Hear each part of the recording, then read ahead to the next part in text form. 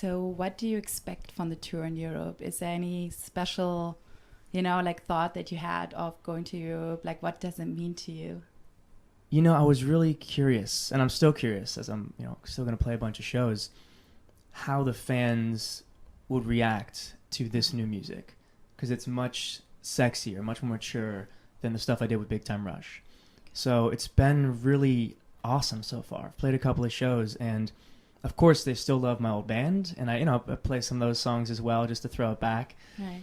But everybody's really been receptive of the new music, and watching these fans sing along with me has been awesome. Yeah. It must be an amazing feeling. Really cool. Why don't you start off telling us about your band before, and how different is it with the new band, like your own solo career right now? So yeah, I mean, everything's different than when I was in Big Time Rush. I had a ton of fun with them. I mean, the guys and I are still friends.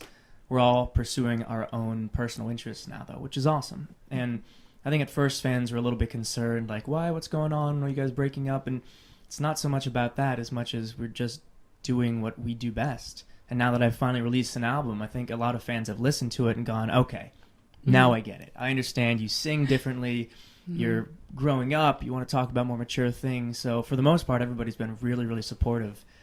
And just kind of starting all over, doing it my way. I know that actually this album, How I Like It, means much more to you than just the title. I think there's much behind that. I know that you actually said that you have the most personal experience that you put into this album. And do you want to tell us a little bit about that?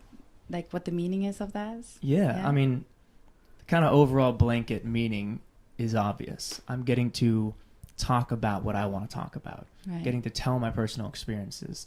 And then the other part gets a little bit more fun. The other part of it is, the past couple of years, which is really where most of these songs came from. Some of them are from when I was younger, but most of them the past couple of years when I've been on my own. I've been young 20s, able to travel the world, able to meet different girls, able to have different experiences. And so there are, there are some about people I've known for a long time, and some about a girl that I met for one night, and that's it. Never spoke to again, but she inspired. So honest. That is, the whole album's honest. This whole entire fucking thing is honest. This is what it should be, right? And it is. That's not every song, but that's on there. What's interesting though is that I don't know if people would be able to guess which is which. Because some of them you might say, oh, that was about a one-night stand or something. No, that song is actually about several different people in my life, and maybe even family. Right. So it's not all literal, but all of that is in there. Yeah, because everything that you experience in life, you actually take to somehow positive direction that you took in life, right? So this is probably what you're trying to say. When did you start it with acting and singing? I know you were very young. You were born in New York and you moved to LA. Right? Or California. Moved to California, to San Diego. Exactly. And then you started, I think, with 6. Is that right? Yeah, I guess I started singing in the San Diego Children's Choir when I was about 6 or 7. Okay, yeah. From there, worked in the San Diego Opera, and then started performing arts schools where I was training in the 8th grade. Right. So pretty young, and it was kind of around the 8th, 9th grade when I realized I really love performing. Yeah. And just had enough people kind of tell me, hey, you're pretty good at this. You're not bad. Maybe you should make this into a career. Where I went, you know what? I guess I will. I mean, I think I'm a better singer than I am an athlete, although I love playing sports. Okay, I was me too. One of them I'm probably going to break my back. The other one can probably do it for the rest of my life a little more safely. So I chose this career. You chose the safe part. That's very good. I know that you also kind of religious, right? I mean, I think your mother is Catholic and your dad is Jewish. Is that right? Yeah. Do you want to talk about that? Just what it means to you? Are you practicing it actually, or which direction? I was raised Jewish. I was bar mitzvahed. Even went on birthrights a couple of summers ago. Got to go to Israel, and that was amazing. But to be honest, I'm not super religious. I don't practice every week. I haven't been to temple in a long time. But something that was cool about going to Israel, actually, is a lot of Israelis, although they're Jewish, it's for that it's not synonymous being Israeli and being Jewish. And there are a lot of Israelis who took some of the meanings of Judaism and made them more clear to me, where it's just more about family. And I love that look at it, where whatever religion, if it brings somebody together, it brings them with their family, their loved ones, I love that. So in that aspect, I'll be religious all day long. But to be literal, by the book and by the Torah or by the Bible, whatever it is, to take everything as God's word seems maybe a little bit too much for me. It's hard for me to believe every single word is literal. Right. But of course I believe in a higher power, believe in God. And, it's nice to say thank you. And it's also nice to wish like, hey, give me strength for somebody larger than yourself. So I think it's humbling to have that type of, point of view. It's kind of a motivation as well. So absolutely. Yeah. I know I think you said something like, that you need to have some kind of chances in life. Is that right? Didn't you say something like that? You need to practice, you need to believe in yourself, and you need to actually have a chance to everybody in this world has a chance. Of course. I mean, so what do you mean by that? When you get, I kind of believe that success comes when preparation meets opportunity. Yeah, that's what you said. So exactly. To me, that means, look, people are going to get different amounts of opportunities. Some people get a lot of opportunities. Some people only get one or two in life, but everybody's going to get some. And if you're the most prepared, you train, you practice, you hone your craft, whatever that is, right. Cooking, business, singing, when that opportunity comes, you're going to have the best shot of seizing it and succeeding and then getting another one. So true. So that's why to this day, I'm still in acting classes. I still really? practice singing. Great.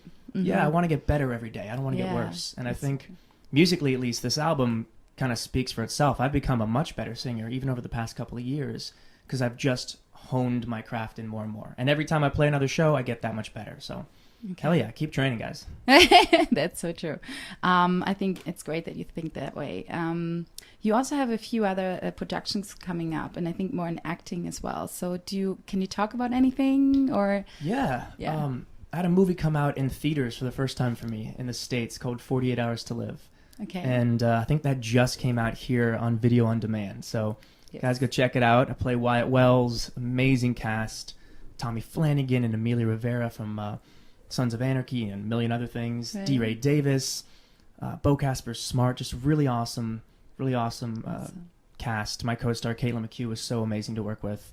So yeah, check that out. It's very different. I buzzed my hair, had tattoos, getting a lot of fights. It's a little darker than roles you've seen me play before. Also a romantic comedy called It Happened One Valentine's. Okay. Very different film. Yeah. That came out in the States recently, and I think it'll be coming out here soon, so look for that. Okay. And then, I did another film called Bachelor Lions. We'll see when that comes out, and it looks like I got a couple more things lined up when I get back home after this tour. So I want to keep acting going just as much as music. Great. You also were participating in the show Dancing with the Stars. Oh, yeah. Come on, tell us about this. You made it pretty far, right? Yeah, I made it all the way to the last week. I was the last man standing, won the freestyle. Yeah, I had a hell of a lot of fun. The most amount of fun I never want to have again, if that makes sense. It was awesome, but oh my Lord, is it exhausting. And I'm competitive. So even though I don't consider myself an amazing dancer, I got on that show and all of a sudden it's like, I am going to be the best damn dancer you've ever seen. But to do that, it's just, 8-10 hours a day. Like anything else you want to be good at, right? Exactly. So it was great, but I was dead by the end of that season. Yeah, here we go. So you had your sport and your singing and acting career, everything in the same time. So yeah, and to keep that going during the show was tough. It's kind I of filmed a little show called Sequestered towards the end of it, and those days were nuts because I get in at like 6 a.m., rehearse until like noon, be on set at 1, leave at 8 p.m., go back to rehearsal until midnight. I mean, those days were those were nuts. So you were quite busy, for sure. Yes. So next time when you come back to Europe, I want to definitely have a talk with you again. I would love to. Yeah, we Thank see you. how far it went then. And yeah, we'll see what's up next time. What are the news? Yeah, great. Sounds good. Thank you so much. Thank you. Das war's. Sehr gut.